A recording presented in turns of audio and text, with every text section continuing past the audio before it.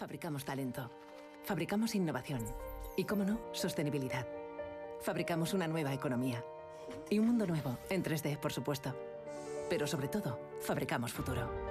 Y es que fabricamos empleo para más de 137.000 trabajadores. Fabricamos oportunidades globales de negocio en un espacio de más de 10 millones de metros cuadrados. Y fabricamos servicios de vanguardia y ventajas competitivas para más de 175 empresas. Consorcio de la Zona Franca. Fabricamos oportunidades para tu futuro.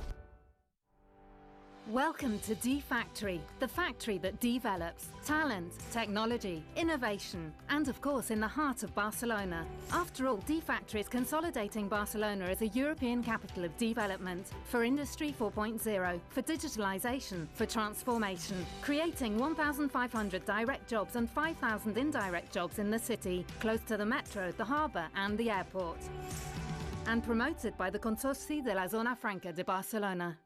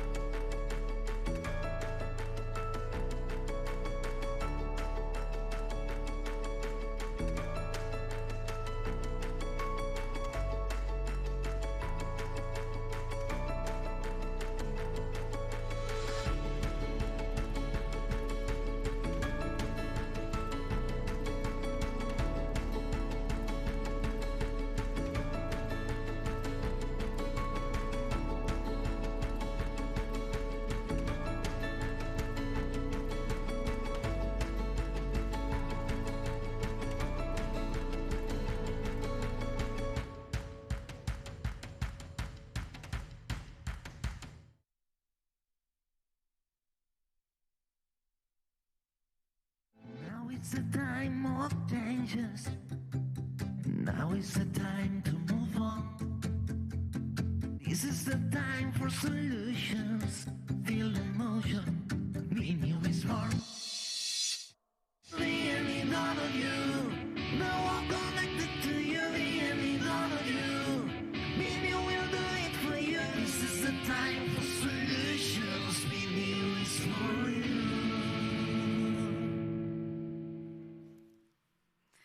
Muy buenas tardes y bienvenidos a todos los presentes y a todas aquellas personas que nos siguen también a través de la plataforma del BNIU por streaming. Ahora vamos a hablar de los retos que la sostenibilidad nos ofrece dentro del marco del real estate, porque la sostenibilidad es uno de los factores más determinantes cuando nos ponemos a analizar el futuro ya de cualquier sector económico. Pero ponemos el foco en el real estate porque ha sido en los últimos años el que ha marcado la hoja de ruta en cuanto a la innovación.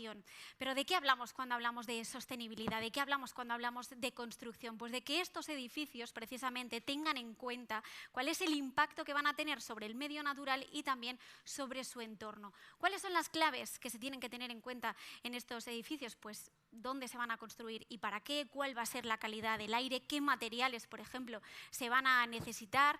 Bueno, pues son aspectos que vamos a tener en cuenta en cada una de estas nuevas construcciones a las que vamos ahora mismo encaminados. Pero también hay que hablar de las emisiones de CO2, porque el sector de la construcción es uno de los que más emisiones de CO2 emite. Ahora mismo la cifra está en un 38% de las emisiones totales de CO2 y sin duda la Agencia Internacional de la Energía ha puesto pues, una cifra a la que se debería llegar para reducirse estas emisiones, en este caso a 2030. Estamos hablando de que se pretende que se reduzcan estas emisiones globales a la mitad y esto va a repercutir también en cómo se trabaja y cómo se afronta el día a día dentro del mercado inmobiliario. Vamos a abordar estas cuestiones de la mano de José María Espejo, él es director técnico de Deloitte. Muy buenas tardes y bienvenido. Buenas tardes, Elizabeth. Muchas gracias y muchas gracias a BNIU, a la organización y sobre todo muchas gracias también a los participantes de sección de la mesa que tenemos esta tarde. Empezando por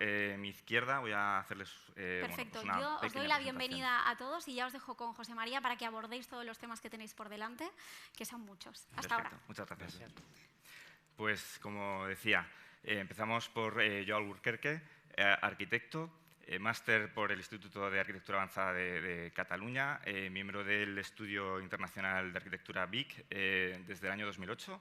en Barcelona desde el año 2019, donde fundaste el estudio, y desde el año 2021 socio de este estudio, que tiene mucho foco en cuidar estos aspectos vinculados con la sostenibilidad.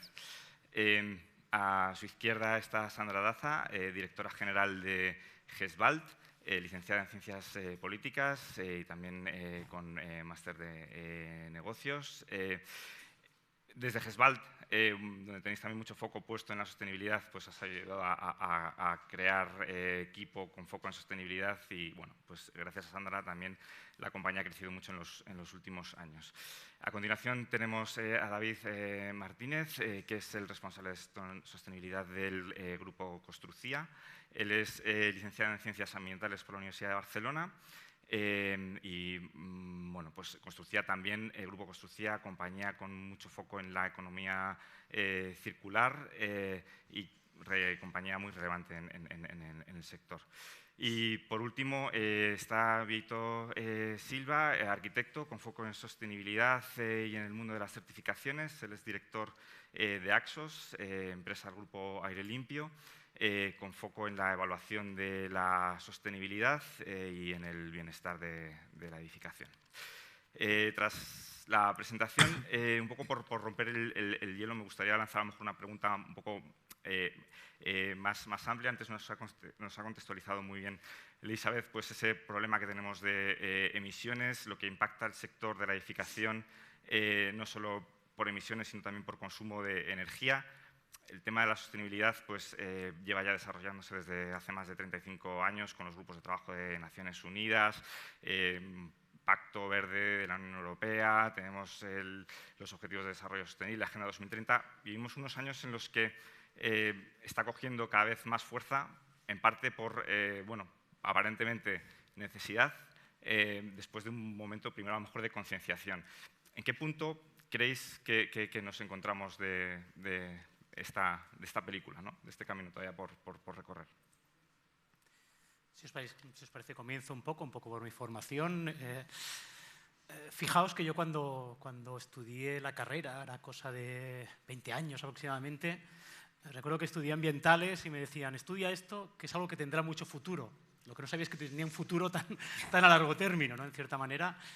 ¿Qué es lo que ha ocurrido? Llevamos mucho tiempo sabiendo que tenemos toda una serie de problemáticas, que teníamos el cambio climático como espada de Damocles encima, que teníamos un agotamiento de recursos que iba en crecimiento, pero ha tenido que suceder, digamos, toda una serie de acontecimientos más cercanos para acabar, digamos, de servir de catalizador para lo que está sucediendo ahora, ¿no?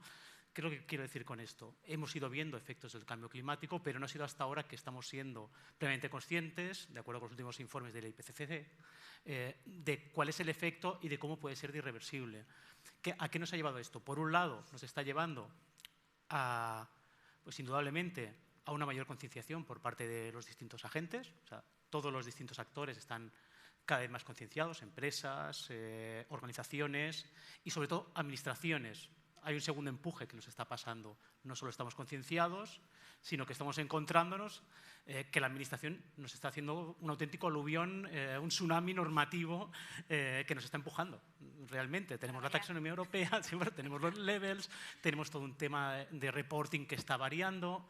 Entonces, esto está llevando a que tengamos que responder mucha gente, porque ya se ha concienciado y es por las buenas. Es lo que ocurre en el grupo Construcía, tenemos una metodología, trabajamos de acuerdo con principios de economía circular y quien no queda empujado pues, por las malas, entre comillas, ¿no? ¿Qué opinas, Vito? Sí, yo estoy de acuerdo con este tema que acaba de decir David. Me gustaría añadir que también yo percibo que el mercado, empresas, fabricantes, constructoras, todo el mundo, cada vez está más maduro en el sentido de conocer y valorar la importancia de este tipo de estrategias. Porque, bueno, yo no terminé hace tanto la carrera, pero también cuando empecé en el ámbito de la sostenibilidad, bueno, éramos como unos outsiders totalmente, ¿no? Realmente no estaba nada implementado, era muy difícil encontrar, no sé, declaraciones ambientales de productos, era muy difícil muchas cosas, ¿no? Y ahora sí que se nota que es mucho más sencillo y eso es, en gran medida, una de las razones por las que cada vez se está normalizando más y se está expandiendo más el diseño y la construcción con criterios sostenibles, ¿no? Que yo creo que es algo positivo, obviamente. De hecho, la pregunta es ¿en qué punto estamos? ¿No? Yo Sí. creo que la respuesta es estamos empezando, bueno, pues una forma de hablar, pero creo que estamos empezando a despojarnos de ese greenwashing, ¿no? de postureo que hemos tenido durante bastante tiempo, ¿no? Porque al final las iniciativas efectivamente han sido tímidas, han sido, bueno, digamos, poco arriesgadas, y también es cierto que la regulación, ¿no? Que es un poco tsunami, es verdad, pero no deja de ser un catalizador, ¿no? Y la realidad es que el sector inmobiliario pues es uno de los grandes protagonistas, por no decir culpables, tanto en consumo de energía como en emisiones. Por lo tanto, bueno, eso es una realidad que bueno, la regulación nos ha llevado hasta el punto de tener que tomar ya pues decisiones mucho más valientes, ¿no? Y ahí es donde estamos, efectivamente. Al final, no solamente los que nos dedicamos a acompañar a los clientes en esa transición, sino también los propios financiadores, luego hablaremos de eso, ¿no? Pero tanto el capital como el financiador pues entiende que son criterios ya irreversibles, ¿no? Y que mejoran la calidad del activo y también su valor, que de eso también hay mucho que hablar. Irá a más cada vez, porque además Claro. la regulación que viene pues es previsible que sea más exigente, ¿no? Sin duda. Sí, y es un poco eso, es exactamente eso, ¿no? Es la conciencia compartida que ahora finalmente existe, ¿no? Que hasta ahora no existía, y finalmente porque todos empezamos a ver factos de climate war, global climate changing, que empieza finalmente a haber legislación. Claro. Y es ese el parte del cambio fundamental, porque claro, en la construcción que tienes siempre que hablar con contractors, con clientes, y claro, hay siempre targets, financial targets que están manipulados para atingir diferentes objetivos. Pero finalmente ves ese cambio desde la parte de la Unión Europea, de la parte de diferentes países y regiones. Entonces, realmente puedes empezar a actuar porque sabes que tienes esa base de entendimiento, ¿no? Que en Escandinavia había ya a más años, pero finalmente ahora también empieza a ser realmente tangible en Sudeuropa también. Totalmente de acuerdo. Ahí, Sandra, tú que estás pegada pues, a los inversores y a también las entidades financieras, ¿cómo se percibe el apostar por la sostenibilidad en el valor intrínseco de los activos? ¿Hay retornos? ¿Son más resilientes los activos? ¿Hay más interés por activos sostenibles? Bueno, yo creo que esa es como la pregunta del millón, te diría, porque yo creo que hay bastante diferencia entre el inversor institucional y el usuario privado, ¿no? Pero bueno, centrándonos en el inversor institucional, claramente la apuesta es absoluta por parte del inversor internacional de invertir en activos con unos mínimos estándares de sostenibilidad y buscando los máximos estándares de sostenibilidad, básicamente porque entienden que, primero, sus propios fondos lo requieren, ¿no? O sea, que ya empieza a ser casi obligatorio. También, además de esto, es que tienes una mejor posibilidad de financiarte, ¿no? También como compañía, y luego porque y ahí también hay mucho trabajo y mucho que discutir, pero la realidad es que al final tú sí tienes una perspectiva de revalorización de ese activo mucho más clara que si no tuvieses esos criterios de sostenibilidad en ese edificio, ¿no? En la parte de la financiación, pues hay entidades financieras internacionales operando en nuestro país que hace ya tiempo que requerían un check, digamos, de momento era un check de criterios de sostenibilidad. Ahora mismo ya es mucho más que un check, y empiezan tímidamente también, en algunos casos, a no estimarse ciertos activos, ¿no? Para financiación porque no se cumplen los criterios. En Banca Nacional, pues también hay iniciativas.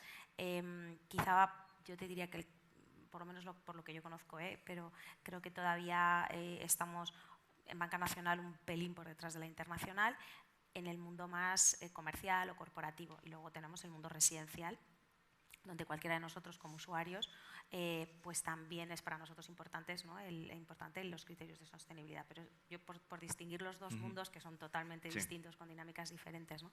Pero la realidad es que sí que se apuesta y cada vez más por tener activos o por hacer transacciones con activos con criterios de sostenibilidad.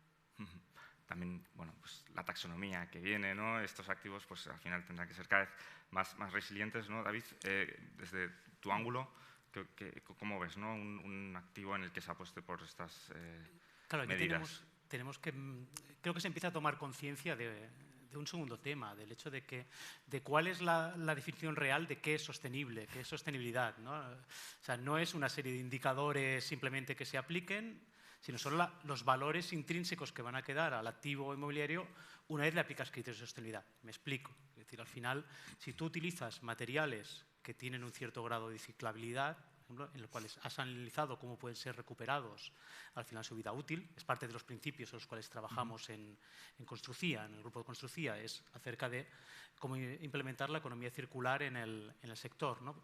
Cuando aplicas principios de economía circular, te aseguras primero de que el impacto de estos materiales sea el menor posible, después te estás preocupando del hecho de implementar la mayor eficiencia posible, tanto durante lo que es el consumo de materiales, de materias primas, como lo que es la obra, como lo que es sobre todo el uso del activo inmobiliario.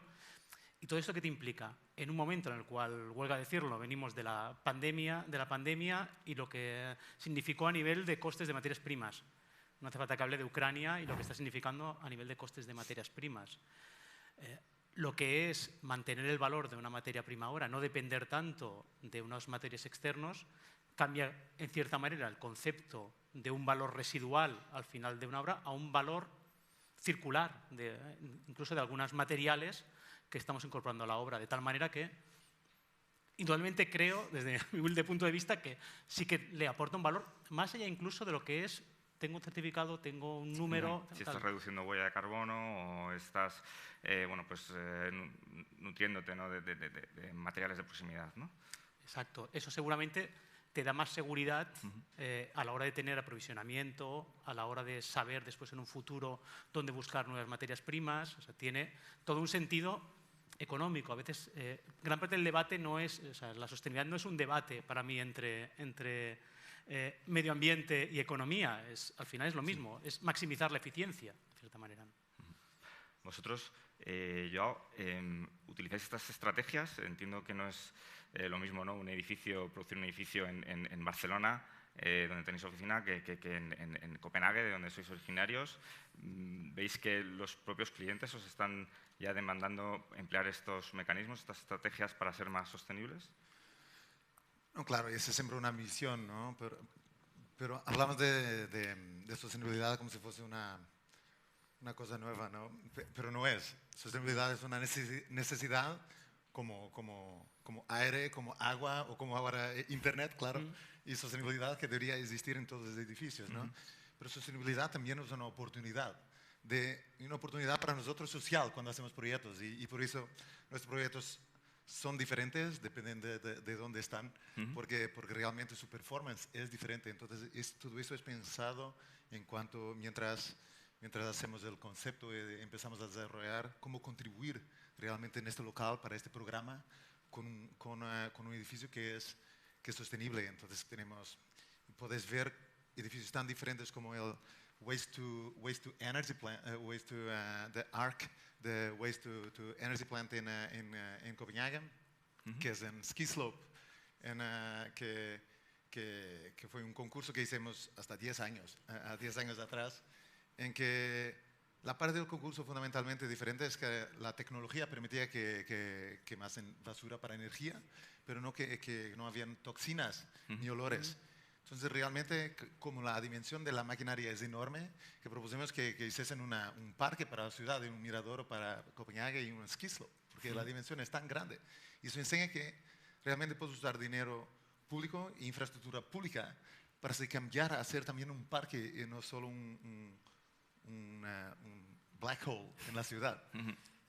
Y al revés, abrimos ahora también hablamos de infraestructura también de industria en Noruega en que hacemos una fábrica de mobiliario en que consume 90% menos de energía que la industria tradicional, que es a base de hydropower y de solar power, con 900 solar panels.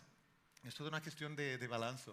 Al revés, el lado opuesto tienes JRC, que ganamos el concurso para Sevilla, que va a estar cerca de ti, con 9.000 metros cuadrados de edificio y con cerca también de 9.000, 10.000 metros cuadrados de solar canopy.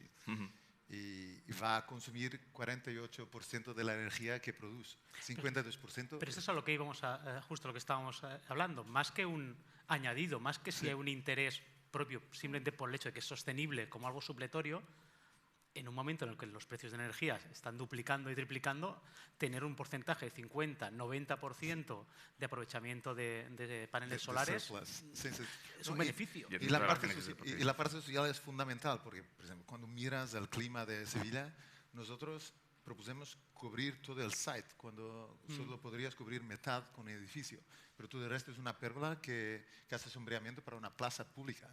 Entonces, todo esto cambia la forma de vida realmente. Ciudad casi. Sí. Empresas a construir ciudad porque tienes una ambición sostenible y de confort público. Clave también ahí que las administraciones ayuden, ¿no? Porque muchas veces pues, las normativas urbanísticas pues, son un poco limitantes, ¿no? Para hacer determinadas cosas. Por cierto, aquí tenemos algo, la Unión Europea también, Comisión Europea, que también tenía visión. Para nosotros, claro, es un concurso, fue un riesgo con algo que acreditábamos que podría cambiar, ser un hito de arquitectura que podría realmente enseñar que se puede vivir de forma sostenible, pero también agradable y fun. Sí. David, ahí antes pues, anticipabas, ¿no? Economía circular está pues en el ADN de tu compañía, reducir, reparar, ¿no? Reutilizar, reciclar, las 4 Rs del Cradle to Cradle y de la economía circular. El sector constructor está implementando ya esto de, pues con el mismo interés a lo mejor que vosotros. Sois un actor clave para que este cambio se produzca. ¿Qué estrategias estáis implementando? Primero, sí que considero que somos un actor destacado, de hecho, como catalizador, como pioneros en lo que era suministrar servicios de circularidad. O sea, nosotros somos una compañía, es un grupo de compañías que tiene desde una consultora, que es EIG, a Construcía, que es la constructora, pasando por una empresa de inversiones y otra de instalaciones, ¿no? Todas tienen en común el hecho de apostar por la circularidad, lo que nuestros fundadores entendieron como una línea a trabajar y lo que era el futuro a nivel de sostenibilidad es utilizar la circularidad. ¿Por qué? Precisamente porque vieron esto que ahora empezamos a ver todos, solo que lo vieron unos cuantos años antes, es los recursos cada vez van a tener un coste superior, el acceso a los recursos va a ser cada vez más elevado. La normativa, lo que decíamos, también aplicará, pero la normativa al final no tiene que ser nuestro leitmotiv, tiene que ser porque creamos y realmente porque será lo más eficiente seguramente, si no es ahora, será de aquí a 5 años, será lo más eficiente. Nosotros desde el Grupo Construcía lo que ejercemos es de catalizador, pues primero utilizando nuestra propia metodología, que es Lean to Cradle, la metodología Lean to Cradle, que básicamente lo que hace es aunar lo que es el uso de materiales Cradle to Cradle, que tiene una serie de características básicamente relacionadas con la ciclabilidad del material, con la recuperabilidad del mismo, la no toxicidad, etcétera, etcétera. O sea, una serie de materiales que pueden ser recuperables, que pueden mantener su valor a lo largo de la vida útil, con lo que es la metodología Lean, directamente de construcción, ¿no?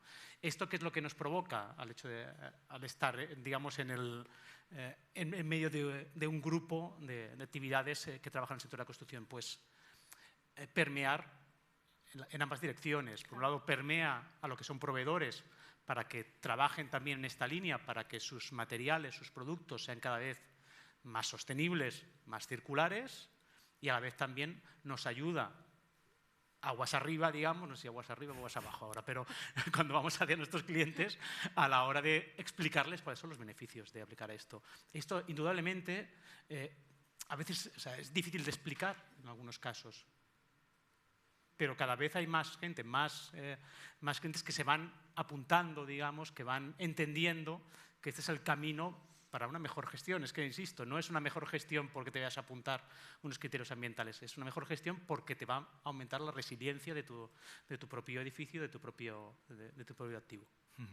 Y pensando un poco más allá, ¿ves una transformación hacia pues una industrialización también del sector que además ayude pues, a solventar otros problemas, como pueda ser pues, mejora de mano de obra o de las condiciones laborales, sobre todo en estos momentos en los que está tan tensionado, ¿no?, el sector de la construcción? Y también esto nos dará paso también luego a hablar, Víctor, sobre el tema de las certificaciones en la edificación, no solo pues, la obra tradicional, sino también cómo está impactando estos nuevos modos de construir en el sector de los sellos. Pero es indudable. La industrialización lo que nos lleva es a uno de los principios que tenemos relacionados con la economía circular. A veces nos centramos mucho en lo que son materiales, pero sobre todo lo que es eficiencia.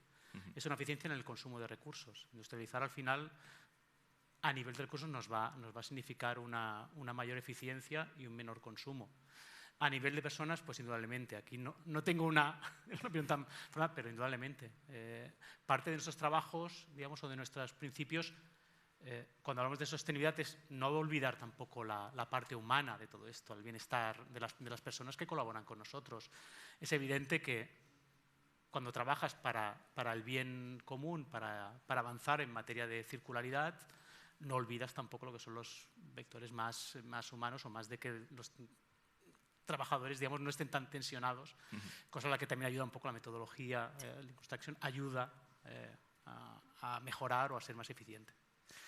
Sí, yo lo que quería comentar es que efectivamente cuando hablamos de sostenibilidad o de ESG, ¿no?, pues nos centramos mucho en la parte de la E, de medio ambiente, y hablando de la industrialización, de la construcción y demás, creo que otra ventaja que nos ofrece, aparte de la que hemos comentado, tiene que ver efectivamente con el impacto sobre la salud de las personas de esas construcciones, ¿no? Porque al final estamos, por un lado, en el ámbito de la fabricación, digamos, pues en un ambiente mucho más controlado y mucho más seguro, pero también para los usuarios de ese edificio, las emisiones de contaminantes que pueda haber van a ser mucho menores, ya que esas o no se han producido o se producen, como digo, en un ambiente más controlado, no se aplican en el propio edificio.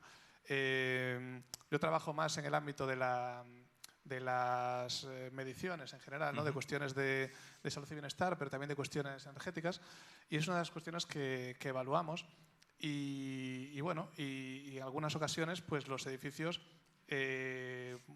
pues pueden ser muy eficientes, pero igual no cumplir con ciertos parámetros de materia de salud y bienestar, y creo que un poco lo que nosotros tratamos, ¿no?, desde el Grupo Aire Limpio es un poco abarcar el conjunto, ¿no?, de las estrategias de ESG. Sobre el tema de las certificaciones, es cierto que estamos viendo también un crecimiento muy significativo, lo cual obviamente yo creo que es positivo, porque al final una certificación lo que tiene de ventaja, yo creo principalmente, es el hecho de que puedes acreditar ante un tercero las estrategias que has implementado, ¿no? Y es un sello que está verificado por una entidad independiente y por tanto eso tiene una validez muy útil, en el ámbito de las inversiones. Me imagino que tiene mucho impacto a la hora de que ciertos fondos inviertan según qué tipo de activos y demás, ¿no? Por tanto, yo creo que juega un papel esencial, aunque obviamente tampoco lo sea todo, ¿no? Al final, yo siempre digo que siempre va a haber más edificios que no se certifiquen, que sí que se certifiquen, ¿no? Y es lógico que sea así. Y es bueno, y yo lo que creo es que las certificaciones tienen una función como de tirar del mercado, de buscar un poco la distinción, la excelencia, y eso provoca que se normalicen ciertas estrategias, ¿no? Sí, las certificaciones también es una herramienta para crear un futuro baseline, para que todo se pueda añadir valor, ¿no? Y empezar a... Sí, exacto. Para que excellence pase a outstanding. Ese es el futuro. Sí, claro, por eso decíamos antes que tú decías, y tienes razón, que la sostenibilidad no es nada nuevo. Claro que no. Lo que sí que es nuevo es que se implante, digamos, a una escala mayor que la que se implementaba pues, cuando hacíais los proyectos en Copenhague al principio, seguramente. pues era lo excepcional, ¿no? Entonces, por eso yo creo que efectivamente las certificaciones cumplen esa función de tensionar un poco y tirar un poco del... Y en el momento en el que una certificación la consigas sin hacer nada, ¿no? Cumpliendo el código técnico, dejarán de tener sentido y dejarán de existir, ¿no? Por eso también tienden a renovarse y a mejorar. Y ser más exigentes, ¿no? También. Claro. O sea, de todas maneras, hay un tema que yo creo que queda ahí, y es que ahora mismo tenemos un viento de cola, ¿no? Completamente, porque se juntan muchas cosas, ¿no? O sea, es decir, tú hablábamos de los precios de la energía, hablábamos de la, por supuesto, mayor conciencia social, pero es que y la regulación, ¿no? Que serían esos 3 factores. Pero luego hay un tema que para mí es básico en esto, que es que se lo crea el capital y se lo crea el financiador. O sea, al final, en ese sentido, quien está invirtiendo tiene claramente que ver el retorno. Y hay un tema que has apuntado tú que es casi como pues, la piedra filosofal, que es el ahorro, ¿no? Al final tú tienes menos gastos operativos en ese inmueble y eso revierte claramente sobre la rentabilidad del inmueble. O sea, eso sí que es absolutamente claro. Y luego, efectivamente, ya podemos entrar en, bueno, pues si este inmueble va a necesitar menos adecuaciones, menos intervenciones técnicas a lo largo del tiempo. Operativos, menos costes operativos, ¿no? Entonces, bueno, eso, primero, es muy importante que tengas la capacidad de poder demostrarlo, poder medirlo, evidentemente, pero demostrarlo. Y luego, por otra parte, el financiador también tiene que ver ese retorno, ¿no? Y también lo tiene que entender. Normalmente los financiadores van bastante por delante en esto, ¿no? Pero, más quiero decir, a nivel más general, pues suele costar más, ¿no? Pero estamos en un momento que yo creo que es pues casi muy dulce, ¿no? Para que realmente demos el salto, ¿no? Precisamente aquí yo creo que la normativa, en cierta manera, que parezca extraño en otros casos, nos echa una mano. Nos echa mano porque la taxonomía europea y el marco Levels, ¿para qué sirven? Para tener indicadores de cómo funcionamos. Exacto, sí.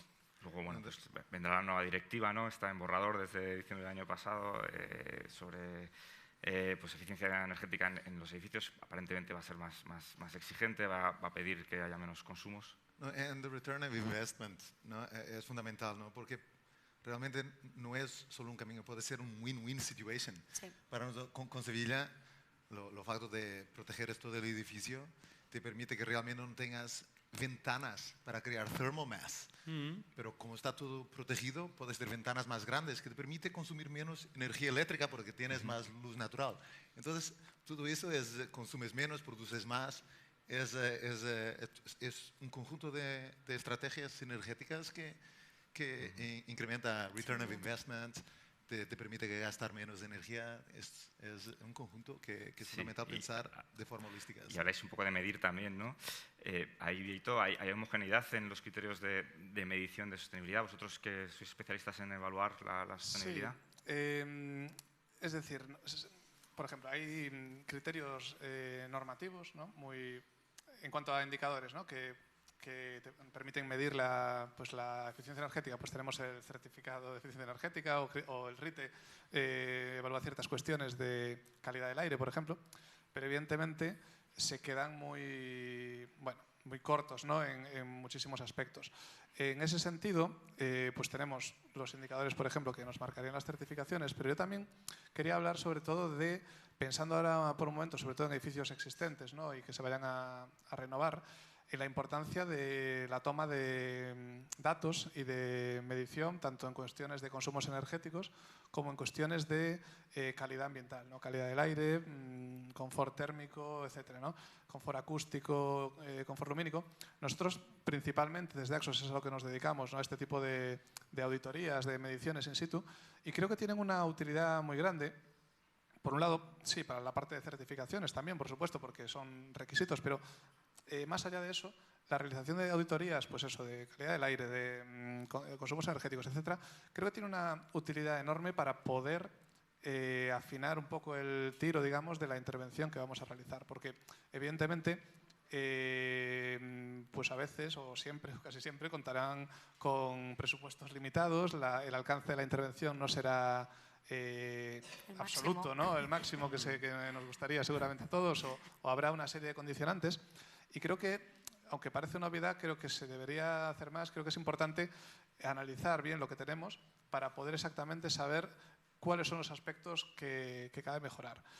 Antes lo hablábamos antes de empezar, en el ámbito, por ejemplo, de la calidad del aire. Muchas veces una estrategia que permita mejorar la calidad del aire en el interior del edificio, por ejemplo, un sistema de filtrado X, puede contribuir también a reducir los consumos energéticos porque se produce una menor pérdida de carga en el sistema de climatización, ¿no?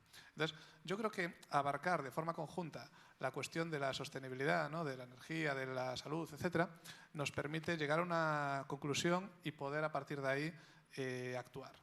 Y eso es un poco lo que nosotros hacemos, pero lo que yo creo además que es útil y que nos permite efectivamente tener indicadores. Y luego podemos tomar como referencia, aunque no vayamos a certificar con WELL, por ejemplo, tomar como referencia los valores de calidad del aire que marca WELL para saber si estamos en un buen punto o en un mal punto. Es decir, voy más allá de eso del ámbito propio puro y duro de las certificaciones, sino que creo que es algo útil en general en los edificios porque nos permite, en última instancia, eso, ser más eficientes con la estrategia que implementamos. Perdón. No, adelante. No, estaba escuchando a Vito y digo, la verdad es que a los que nos dedicamos a la valoración, la verdad es que nos encantaría tener un estándar, ¿no? O sea, los estándares de valoración pues son algo antiguos y aunque se van renovando, todavía no han llegado a contemplar la realidad actual en materia de sostenibilidad, ¿no? O sea, la verdad es que no todos trabajamos en cómo trasladar y en qué porcentaje trasladar todos estos pues, ahorros y bueno, también otros elementos que comentaba David al principio al valor. Y cómo trasladarlo en porcentaje, ¿no? Por ejemplo, ¿no? Sí. Y la verdad es que hay muchos modelos, todos estamos trabajando en esto, tanto en normativa nacional como en normativa internacional, y estamos en los grupos de trabajo, o sea que realmente sé que se lleva trabajando en esto tiempo, pero la verdad es que no se llega a un consenso todavía y no se ha trasladado a los propios estándares de valoración. Y la verdad es que, aunque también nos dedicamos a medir, ¿no? y acompañar a los clientes en ese análisis y lógicamente, pero la verdad es que luego en la valoración todavía no deja de ser un elemento en cierta forma algo subjetivo y por lo tanto siempre discutible, ¿no? Y la verdad es que nos gustaría tener un poco unas mejores herramientas. Mejores herramientas, ¿no? La verdad, para dar confort a todos, ¿no? Para el propio inversor, para el propietario en caso de que sea el que lo solicita y desde luego para el financiador que necesita ese confort, desde luego seguro que el primero, ¿no? ¿Qué CAPEX va a necesitar ese edificio, ¿no? Para dentro de 10 años estar cumpliendo con la normativa? ¿Y cómo trasladar eso después al valor de mercado, ¿no? Y qué perdurabilidad puede tener en el tiempo, ¿no? Ese valor, que quizá es un poco ahí casi es más fácil, bueno, qué CAPEX es necesario, creo que ahí pues bueno, nos sentimos más o menos todos en el sector muy cómodos y lo trasladamos, pues bien, pero ya cuando empiezas a verlo con cierta distancia ya no es tan evidente, ¿no? Cómo trasladas esto al valor de mercado actual y del recorrido que puede tener, ¿no? Así que bueno, todavía estamos trabajando en eso. Espero que si nos vuelven a invitar, a lo mejor tenemos la respuesta. No, iba a decir que falta un poco a lo mejor de definición todavía de cómo terminan de plasmarse ciertas normativas, ¿no? Porque bueno, pues a día de hoy todos los edificios son de consumo casi nulo. 2030, en teoría, los nuevos edificios tienen que ser de consumo nulo. A ver qué pasa, ¿no? Con la aprobación de la normativa y bueno, eso nos irá marcando también en el camino. Sí. Y bueno, empezábamos diciendo en el punto en el que estamos, preguntando por el punto en el que estamos, hacia dónde vamos, ¿no? O en qué punto vamos a estar, también siguiendo con el título de la sesión.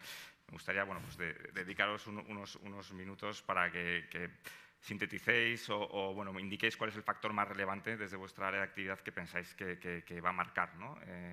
Pues, la sostenibilidad en real estate para los próximos años. Bueno, yo lo que... hacia dónde vamos es muy osado decirlo, ¿no? Evidentemente, pero yo lo que estoy viendo es que el ámbito de la eficiencia energética está como muy claro ya y ahora hacia donde yo veo que está moviéndose más, sin dejar la otra parte, evidentemente, que eso ya está como muy asimilado, es hacia el ámbito también de la salud. Evidentemente, el COVID ha afectado mucho a esto, pero no solo, pero creo que sí que estamos viendo de qué manera el ámbito de de la salud también en arquitectura va ganando un peso especial. Yo lo veo mucho, por ejemplo, en el ámbito, por ejemplo, de las certificaciones. Hay una certificación que es puramente de salud y bienestar, que sería la certificación WELL, pero las certificaciones de sostenibilidad en el amplio sentido, como serían LEED o BREEAM, tiene un apartado que se llama salud y bienestar o similar, que cada vez vemos que se implementan más estrategias opcionales de ese apartado que antes no, por ejemplo. Es decir, sí que vemos que el ámbito de la salud está ganando un peso cada vez más importante en arquitectura. Y bueno, yo no sé si será para dónde iremos, pero ahora mismo sí que estoy viendo un poco que ese es el cambio que está dando, ¿no? En el ámbito más mío propio. Yo para continuar un poco y hablando un poco de mi libro, digamos, yo creo que la circularidad es uno de los temas en los cuales vamos a seguir profundizando todas las áreas.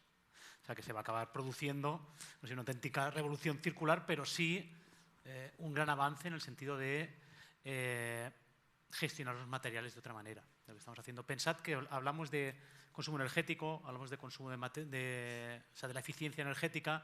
La mayoría del carbono que emitimos en el sector es el carbono embebido, es el de los materiales, no es solo el que tenemos en nuestro uso diario, ¿no? Eso se solucionará a base de tener metodologías que aumenten la eficiencia en el consumo de los recursos y ser más eficiente cada vez a la hora de analizar cómo construimos, ¿vale? Creo que irá por aquí. Ya, Sandra. Pues esto...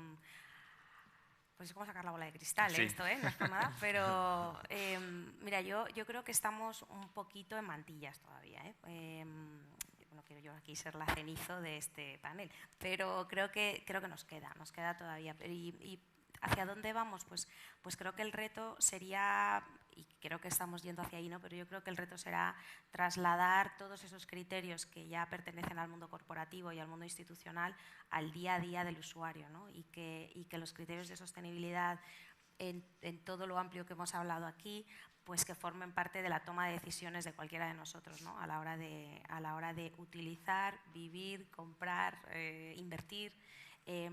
Y creo que hacia ahí es donde vamos, pero bueno, creo que todavía hay un gap importante, hay una distancia todavía relevante entre... Camino por hacer. Todavía nos queda un poquito, sí.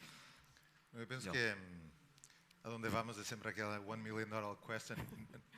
Nadie previó la Internet, ¿no? Por eso, y es 99% de las veces que hablamos del futuro que erramos, ¿no? Pero aquí la base es buena, ¿no? Sí. Que por lo menos hay conciencia y hay un principio de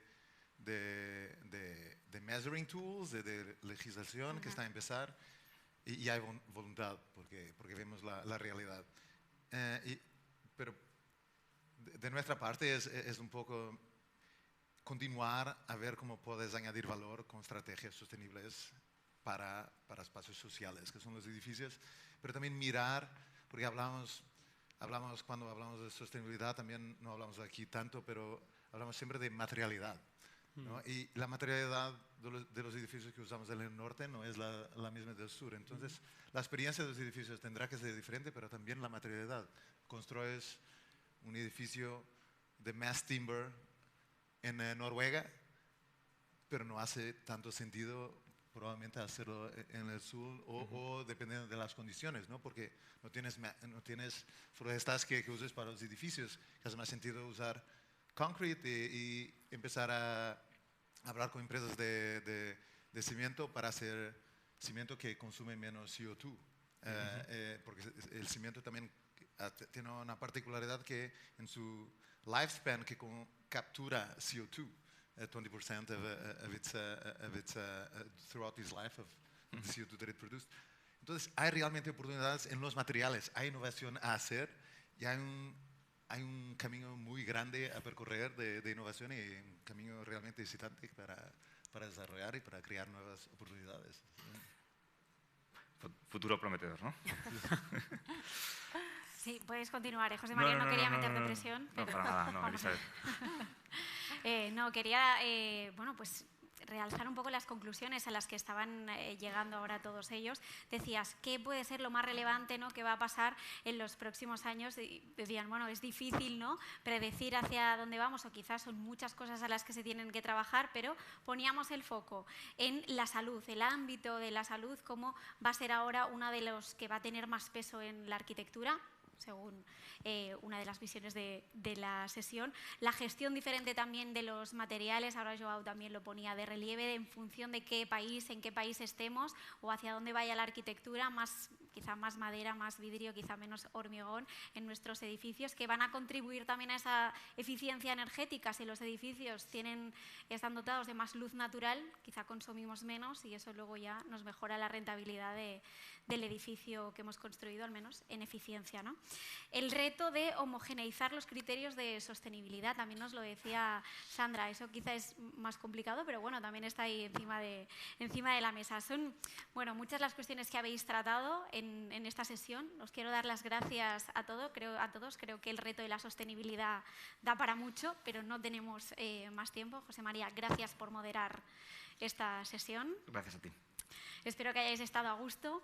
Y nosotros ahora lo que vamos a hacer es, aparte de cerrar esta sesión, en la siguiente no se vayan porque vamos a hablar también del mercado inmobiliario, sobre la sostenibilidad, sobre si es ahora mismo sostenible también el mercado financiero ante una situación de incertidumbre como tenemos ahora, inflación disparada, los precios de las materias primas también encarecidos. Bueno, pues vamos a hablar de esta cuestión en la siguiente franja. Hasta ahora. Fabricamos talento.